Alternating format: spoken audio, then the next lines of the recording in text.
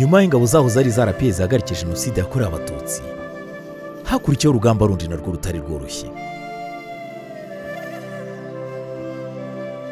Abanyarwanda bagombaga guhangana n'ingaruka za jenoside, ubukene, ibikomere byabo byo ku mubiri n'ibyo ku mutima. Ibyo byose byabaye nk'aho bigiye gutangira bundi bushya.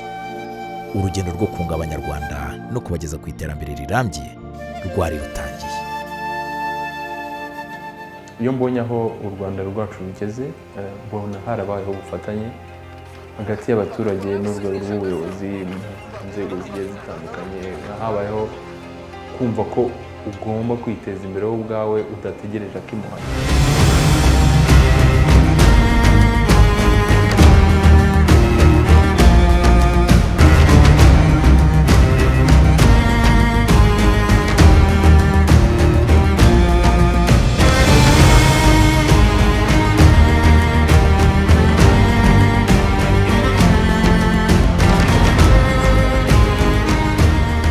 Iyo uvuye mu bibazo ariko aho ugiye bikagusanga yo utaribohora. Kwibohora ni ukubyiyambura, ariko naho ugenda unyura ubivuyemo ukagenda uharinda kugira ngo bitabona aho binyura bigukurikira. Hari imyaka abantu baraga badasinziriye, uhora wikanga ikintu. Uyu munsi abanyamahanga bagenderera u Rwanda cyangwa abandi bantu badatuye mu Rwanda nibo bashaka kuguha neza ubuhamya bw'ukuntu u Rwanda rugengwa amanywa n'ijoro. Kwibohora ni muri cya gihe uba ubona ugomba kwikorera ibyawe, utagomba kwikorerwa n'abandi bakwizihiza ibyiza byabo, kandi ufite nawe ibyiza ushobora kwiha uburenganzira bwawe. Kuba Kigali abantu bayibona isa gutya ntabwo ariko yasaga mu myaka mike ishize. Ibi ngibi ni iterambere ry'igihugu kandi ryihuta. Nka Kigali rero nk'umurwa mukuru w'igihugu birumvikana yuko ibintu byinshi niho bihera. Kwibohora nk'uko bigaragara ko ari iterambere cyangwa se urugendo rutuganisha ku iterambere. Twahoranye ibyiza nyaburanga, twahoranye amaparike meza, twahoranye igihugu cyiza, ariko ubu ngubu kubera ubuyobozi bwiza bwabishyizemo imbaraga, abantu barasura u Rwanda cyane. U Rwanda rumaze kugera ahantu rumenyekana mu ruhando mpuzamahanga, cyane cyane ko ari imwe muri segiteri zigira uruhare runini mu bukungu bw'igihugu. Abantu baturiye aho hantu cyangwa se abanyagihugu muri rusange, amahoteli, abagide bo mu maparike babasha kubonaho imirimo nabo bakiteza imbere.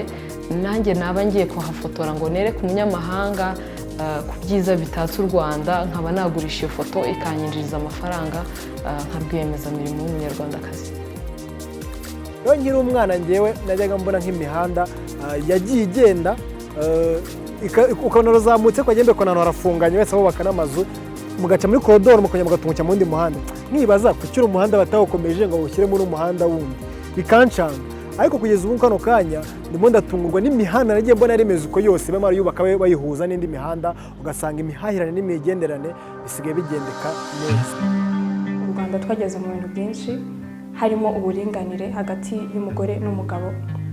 Bikaba bigaragara cyane muri Parlement, aho umubare w'abagore ari mwinshi kurusha umubare w'abagabo. Nta numva icyo kintu ari ikintu twagombye kwishimira. Ngarutse kuri COVID-19, twese twarabibonye ukuntu u Rwanda rwakiriye ko COVID yaje, no kwirinda muri rusange, kandi nk'abanyarwanda tukagerageza kubyubahiriza. Ibyo bikanaturinda ingaruka nyinshi za COVID nubwo zidasiba kutugeraho buri munsi. Kurwanya ubukene ni intambara, kurwanya ubujiji ni intambara, guharanira kugira imibereho myiza ni intambara. Igihugu rero gihora mu ntambara zitandukanye, zose ziharanira kugira ngo abaturage bacyo bagire imibereho myiza, bibohore no mu bitekerezo, bibohore mu bintu bitandukanye. Hari turi murajyaga numva kera,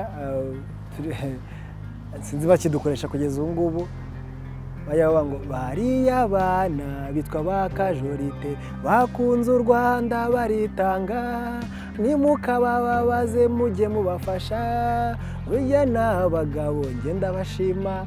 Ni ukuvuga ngo rero harimo abagize uruhare mu kuba bino bintu twarabigezeho, kandi kugeza n'ubu bakigira akamaro mu bigiye bitandukanye.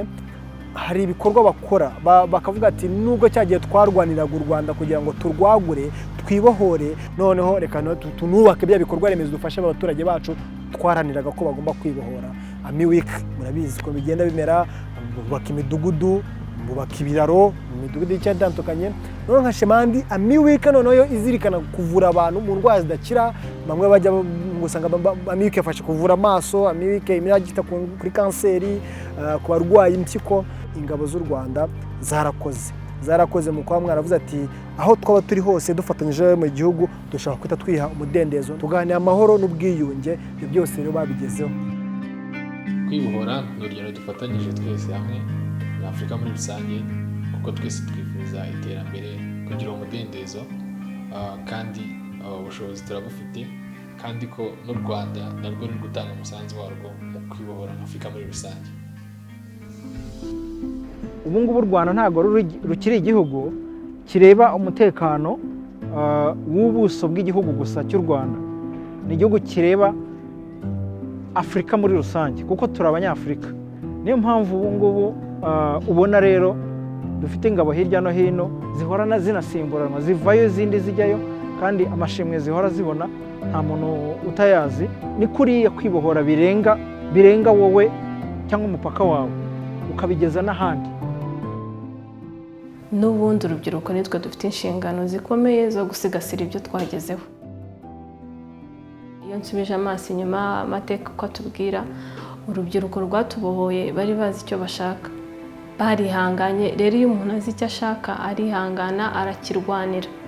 Natwe rero tugomba kubigiraho, tukamenya icyo dushaka, tukagiharanira, kabone niyo twahura n'ibidusitaza byinshi bitandukanye, ariko tugakomeza imbere. Byanga byakunda, aho ugomba kugera urahagera. Ushobora kuhagera utinze, ariko urahagera. Natwe dutunzwe n'amashusho, murabizi ko dutunzwe n'amashusho. Kera twarebaga Noir Blanc, ariko musigaye mubona n'agafesi kacu turi ankureri. Ibintu byinshi twibohoye, hari iterambere twagezemo. Friend, muri 24 hours iterambere.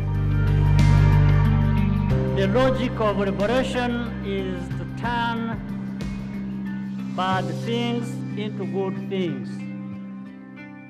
What Rwandans have achieved is undeniably real. But we must stay humble enough to know that our main challenge is sustainability.